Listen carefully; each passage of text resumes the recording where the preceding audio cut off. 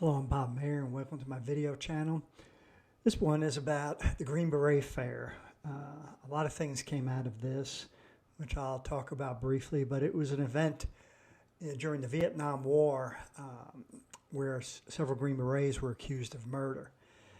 The background was that there was a unit called Project Gamma, and it ran cross-border missions illegally into Cambodia. On the 6th of August 1969, the commander of the 5th Special Forces Group and 7 other members of the unit were arrested and charged with the murder of a Vietnamese double agent. Gamma was responsible for running intelligence gathering in Cambodia starting from 1967, produced a lot of good intel with feet on the ground, which is always the best way to get intel. But the missions were technically illegal because Cambodia was off limits to the U.S. We weren't at war with Cambodia. So the whole affair was supervised by the CIA. And they also didn't want to let the South Vietnamese in on it because there were a lot of double agents among the South Vietnamese they worked with. Then in 1969, a bunch of the teams started getting ambushed and they knew something was wrong. A picture was captured from an NVA base camp and it showed one of their South Vietnamese cohorts with North Vietnamese intelligence officers. So they arrested him and they brought him in for questioning, polygraphed him, gave him sodium pentothal. He was a triple agent, actually. He was working for the Americans, but also working for the North Vietnamese, but also working for the South Vietnamese to spy on Gamma. It was a mess. Gamma, some people went to the CIA because technically they were in charge and said, what do we do about this? And the response was, terminate the agent with extreme prejudice. Well, take that for what it's worth.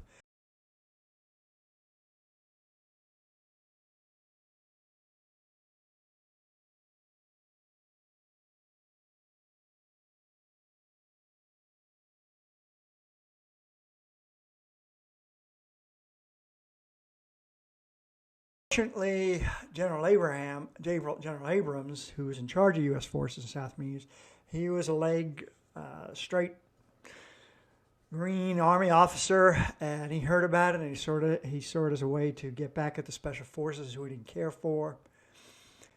So he ordered them to go up and clean all those bastards out. So the group commander, it was the model for Colonel Kurtz in Apocalypse Now, that movie, and 7 others were arrested and confined in Long Bin jail, charged with premeditated murder.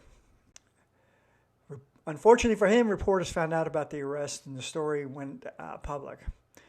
People weren't too thrilled. I mean, there was a lot of sentiment against the Vietnam War, but they felt that the Green Berets were being scapegoated for a war that they, were supposed to be fighting. General Abrams was insistent, though. He had the harbor dragged to find the body. They never did.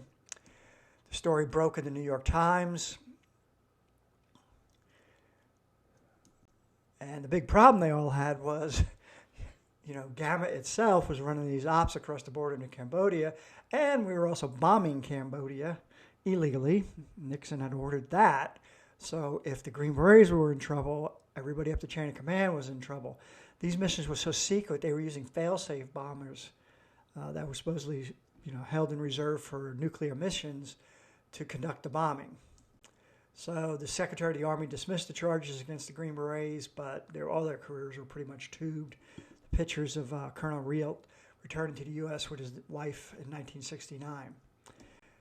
It's said that Daniel Ellsberg was so disgusted by the Green Beret affair that motivated him to make the decision to release the Pentagon Papers to the media. How this ties in with my books is that in New York Minute, my main character, William Kane, I have him be one of those 8 Green Berets who was arrested. I changed the mission somewhat. He goes cross-border into Cambodia with a Montagnard buddy who he's now running a diner with in New York City. And the 2 of them take the double agent there and they're supposed to execute him. It doesn't quite turn out how they expect. Actually, in the next book in the series, Shelter from the Storm, I explain what exactly happened on that mission, but I lead up to it through all the other books and flashbacks.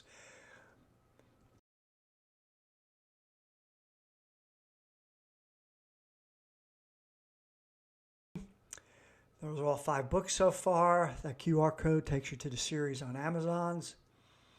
And this is my background. I hope you find this interesting. I always write my books with a lot of real history backing up the stories. A lot of the flashbacks in the book go back to Vietnam when Kane was in an infantry unit and then when he was in special forces. Thank you for listening, and don't forget to subscribe to my YouTube channel.